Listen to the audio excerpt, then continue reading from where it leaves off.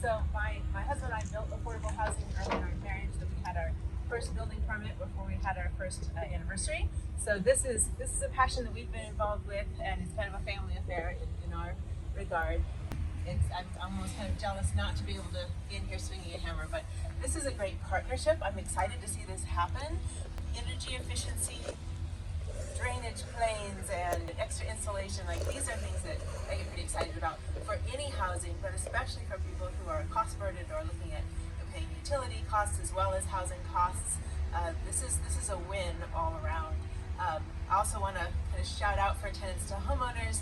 I'm a nonprofit consultant for organizations in Kansas City for the most part, and when I work with housing nonprofits in Kansas City, they point to this model done here in Douglas County as something that they want to put in, for the land trust in Wyandotte County and other places. So we're cutting edge as always, and thank you to Rebecca for that and for having us out here to celebrate this.